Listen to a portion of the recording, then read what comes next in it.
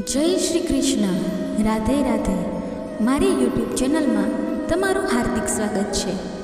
ખાલી સુગંધથી ફૂલ ન થવાય દોસ્ત, સમય આવે ત્યારે ખરવાની તાકાત પણ હોવી જોઈએ.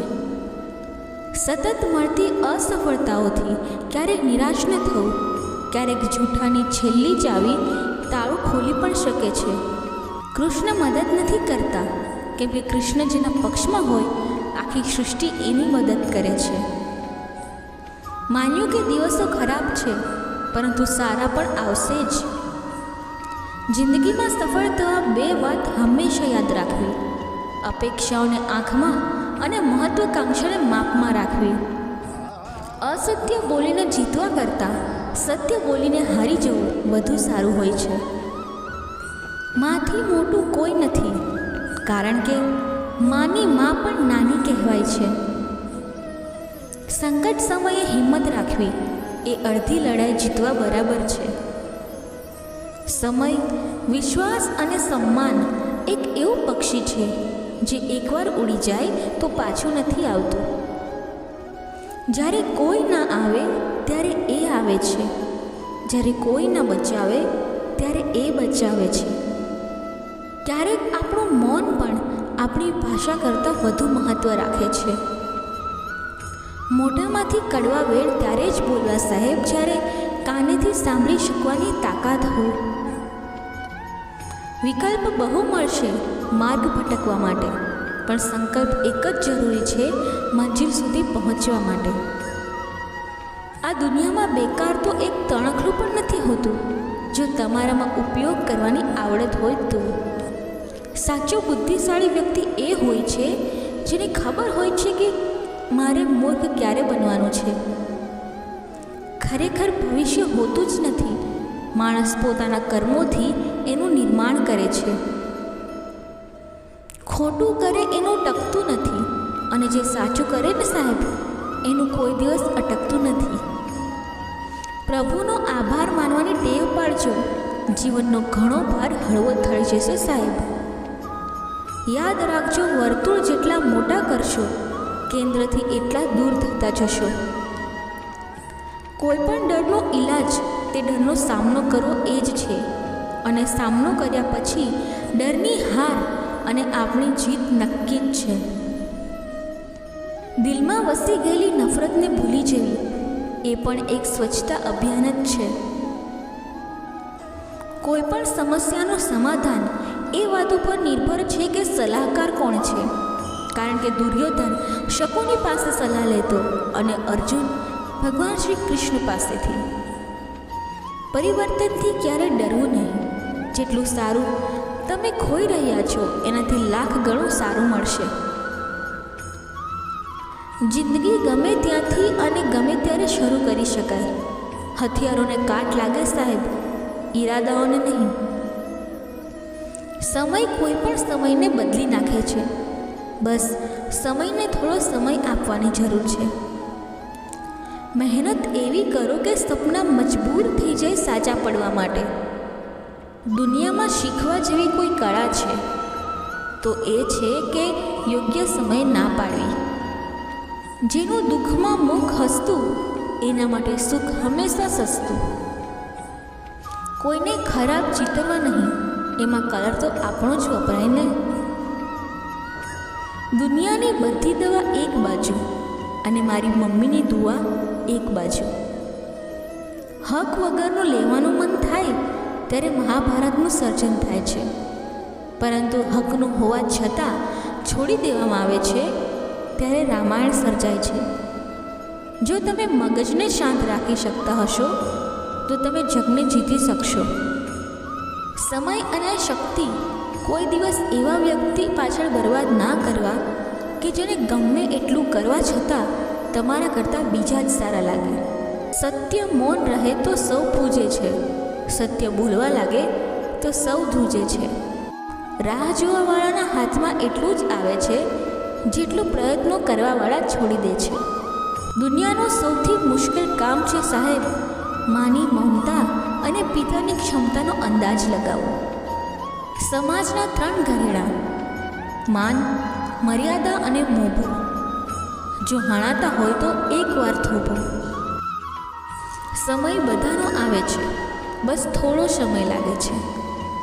જેમ મીણબત્તી આગ વગર નથી સળગતી, એમ જ સફળતા મહેનત કર્યા વગર નથી મળતી. હકના જ પચે છે, પછી ભલે સંબંધ હોય કે પૈસા. નિંદર અને નિંદા પર જે વિજય મેળવી લે છે એને આગળ વધવાથી કોઈ નથી રોકી શકતું. કર્તવ્ય નિભાવવાની તાકાત હોય તો જ અધિકાર મેળવવાની આશા રાખો. દુનિયામાં અગર કોઈ સમયસર આવે તો તે ખુદ સમય છે, પછી તે સારો હોય કે ખરાબ. મર્યાદા રાખવી બહુ જરૂરી છે સાહેબ. પૈસાની કમી હોય ત્યારે ખર્ચામાં અને જ્ઞાનની કમી હોય તો ચર્ચામાં. તમારું નસીબ ચમકતું હોય ત્યારે ડાહ્યા માણસો સલાહ આપતા અચકાય છે, અને તમારું નસીબ ખરાબ હોય ત્યારે ગાંડા માણસો પણ સલાહ આપી જાય છે. ચોખ્ખી ના પાડવી સારી છે, ખોટા વાયદાઓ કરવા કરતાં.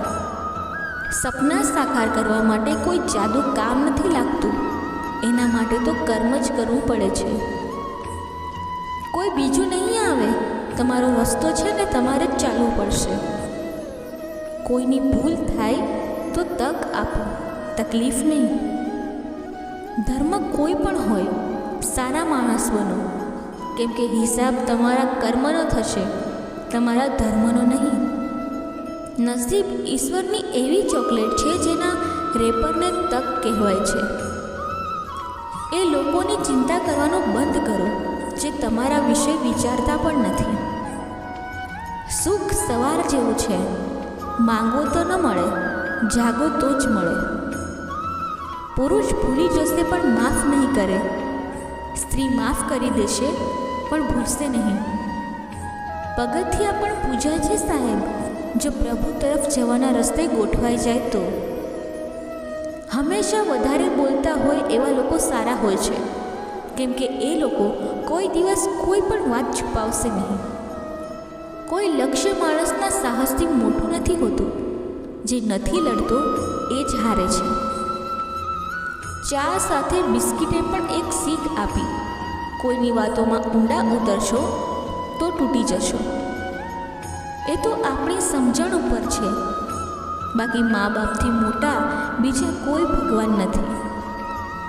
તૂટેલી એ દરેક આશાઓ મને મારા મહાદેવ સાથે જોડે છે. જે કહી દીધું એ શબ્દો હતા, જે ન કહી શક્યો એ લાગણી હતી, અને જે કહેવું છે છતાં પણ નથી કહી શકતો એ પ્રેમ છે. સુંદર અભિનય એટલે મનમાં સંઘર્ષ હોવા છતાં પણ ચહેરા ઉપર હાસ્ય હોય. અંધારું જ જ્યાં આપણું હોય ત્યાં પારકાનું અજવાળું કામ ના આવે. જ્યારે દરેક વસ્તુ તમને સહેલાઈથી મળવા લાગે ત્યારે સમજવું કે તમે એ રસ્તા પર એકલા ચાલી રહ્યા છો.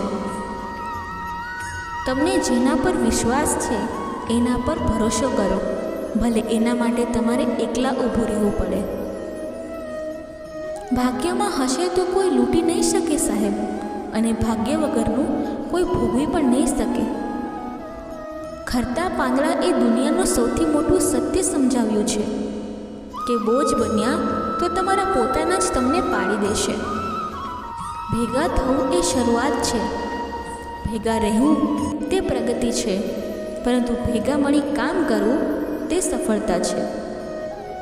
આપણે બીજાઓના ચહેરાઓને યાદ કરીએ છીએ, તે આપણો સ્વભાવ નથી. લોકો આપણા ચહેરાને જોઈને તેમનો સ્વભાવ બદલી શકે છે, તે આપણો સ્વભાવ છે. બોલતા બધાને આવડે છે, કેટલાકને ચૂપ રહેતા આવડે છે, પણ ક્યારે બોલવું અને ક્યારે ચૂપ રહેવું તે શીખવાનું હોય છે.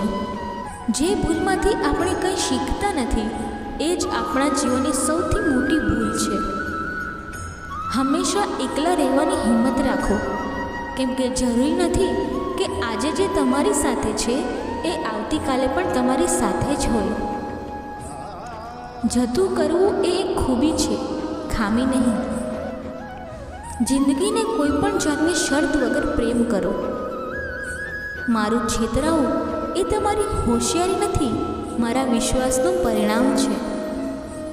જે માણસ તમને જીવનમાં સાચી સલાહ આપતો હશે એ જીવનમાં ઘણું ગુમાવી ચૂક્યો હશે. જિંદગીના રસ્તા સીધા અને સરળ હોય છે, પણ મનના વળાંકો જ બહુ નડે છે. શબ્દો નહીં સાહેબ, લોકોનું વર્તન કહી દે છે એમના જીવનમાં આપણું મહત્ત્વ કેટલું છે. એમને એમ મીઠો નથી લાગતો આ ઘરનો રોટલો, કોઈના લાગણીશીલ હાથના ટેરવા પણ બળે છે. ખુદને સ્પેશિયલ સમજો, કેમ કે ભગવાન કોઈ પણ વસ્તુ ફાલતુમાં નથી બનાવતા. અહંકારનો ત્યાગ એ મોટામાં મોટો ત્યાગ છે. જેણે એ ત્યાગ કર્યો તેણે બીજું કંઈ નથી ત્યાગવાનું રહેતું. તમે નહીં ખર્ચેલા રૂપિયાના તમે ચોકીદાર માત્ર છો, માલિક નહીં. ક્રિયા વિનાનું જ્ઞાન નકામું છે અને જ્ઞાન વિનાની ક્રિયા નકામી છે. આપણી જરૂરિયાતો જેટલી ઓછી હશે, આપણે ભગવાનની ખૂબ નજીક હોઈશું. જિંદગીનો આખો પ્રોગ્રામ અગાઉથી જ સેટ થયો છે. આપણે તો ફક્ત આપણું બેસ્ટ પરફોર્મન્સ આપવાનો છે. સંપત ગઈ તે સાંપડે, ગયા વળે તે વાણ. ગત અવસર આવે નહીં, ગયા ન આવે પ્રાણ. લોકો તમારા આઈડિયાને ખોટો કહે તો તમારી જવાબદારી છે કે તમે એને સાચો કરીને બતાવો. મિત્રો, જો તમને આ અમારો વિડીયો પસંદ આવ્યો હોય તો વિડીયોને લાઈક કરી ચેનલને સબસ્ક્રાઈબ જરૂરથી કરજો. ધન્યવાદ. જય શ્રી કૃષ્ણ. રાધે રાધે.